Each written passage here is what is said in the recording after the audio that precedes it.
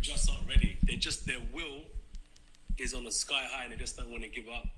So you'll soon see some of these younger fighters coming up, go through that same process, and they'll soon figure out, I've got to get smarter in the ring, because it's a fight. Don't get me wrong, and it's a sport where you take people out. But I'll be honest with you, Mike Tyson went 12 rounds with people like Pinkland Thomas, and I think it was Tony Tubbs. Tony Tucker, yeah, he went 12. What's wrong with me going 12 rounds? You know what I mean? Finally, to your trainer, Derek James, the tutelage, the training, the graphs, taking away from us. Your thoughts on your fighting performance? Well, I think he did a good job. I think that, for me, Yeah, so as Anthony Joshua was boxing Jermaine Franklin, they were just about hours away from two other events that was going on. Well, for one, you had the PFL, which was the beginning of their regular season. As you know, they have sort of a season format to where if a fighter wins a fight, they win 3 points. And if they get a submission or a knockout, extra 2 points, something to that extent. And then on top of that, WrestleMania Night 1 was happening because they had 2 nights of WrestleMania, as if you can't get enough of one WrestleMania, in which they traditionally had every year. Now they're starting with 2 WrestleManias every year, of which they performed in the Los Angeles SoFi Stadium, which entitled as WWE Hollywood. Now, speaking of Hollywood, Endeavor, a company that is owned by the UFC, by the way, a very high-profile management company in Hollywood that manages stars, athletes, and now the UFC in total. So obviously, when the Endeavor went into the UFC and bought it right around 2016, there was a bit of some conflict of interest, considering that there were athletes that were part of that organization, part of their management team, but at the same time, also an owner and the promoter of the same company. So there's a lot of conflict of interest that's going on. Now, if you think that was a problem, now how about the fact that Endeavor is going to buy the WWE for $9 billion, in which that they're now going to have aspects of, let's say, if Ronda Rousey wanted to come back, that's very much possible. Shayna Baszler, who's also a former UFC fighter, now turned WWE superstar, that's also possible. Brock Lesnar, who also got a win in the WrestleMania on night 2, which was last night, very much possible. He can cross over, do these fights, and then go back to the WWE, so on and so forth. Even Matt Riddle, although I don't know if Matt Riddle is still in that company at the moment, because, to be honest, I've become sort of a casual of the WWE over the years because of the fact that, let's face it, UFC, MMA, and boxing just seems to have all these interesting storylines all around the world that you just don't see anywhere else. And on top of that, it's reality. It's a reality-based fighting. And the storylines that come with it, I mean, it makes it even more compelling because now there's all these things that are at stake. First of all, being in a fighting sport, there's a great possibility that you're going to get hurt and potentially really injured.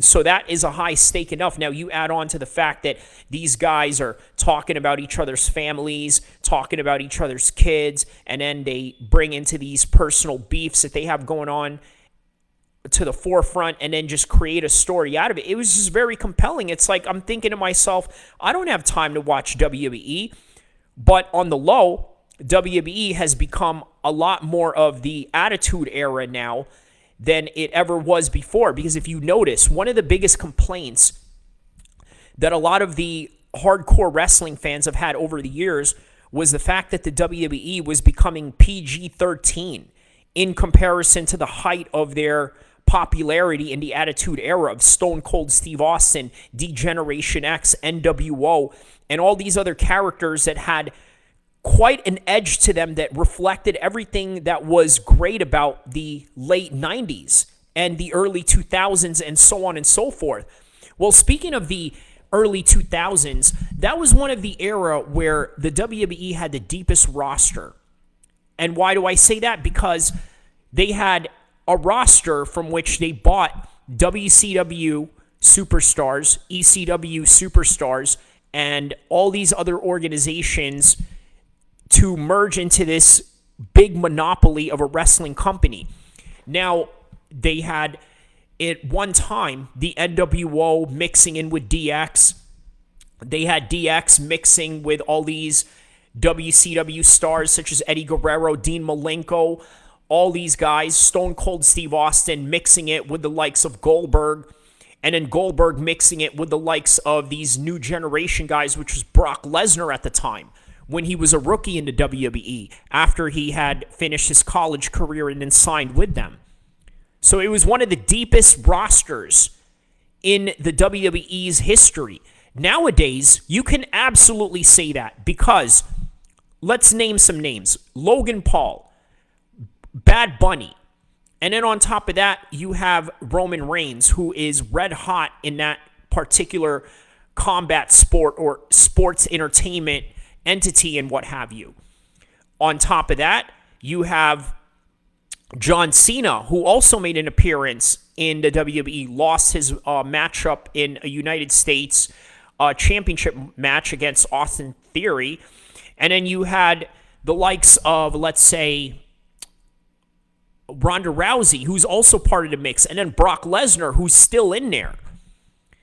So it's a constant, huge roster of people, and then plus they have all these new people that I can't even mention, ranging from Bianca Belair all the way down to who knows. I mean, Edge. Edge was in there, right? So you have all these celebrities, top wrestlers from the past and new wrestlers from the present merging all into one. It's the deepest roster they've ever had. And now they're going to add more into that because now you see the likes of Conor McGregor threatening Roman Reigns, talking about how he's going to break his jaw. He talks about how he's going to have a WWE belt. I'm talking about Conor saying he's going to have a WWE belt. And then you have Daniel Cormier, who's already made an appearance in the WWE. Cain Velasquez has made an appearance in the WWE, as you guys know, but now he probably wrestles for a Mexican organization somewhere in Mexico. And that's what you have going on in the WWE right now. On top of the fact that the UFC is just red hot with everything that is going on right now. UFC Miami is coming up with Jorge Masvidal taking on Gilbert Burns. And then you have the rematch and the ever-growing rivalry between Alex Pereira versus Israel Adesanya. So what better time to be alive of a combat sports fan than now?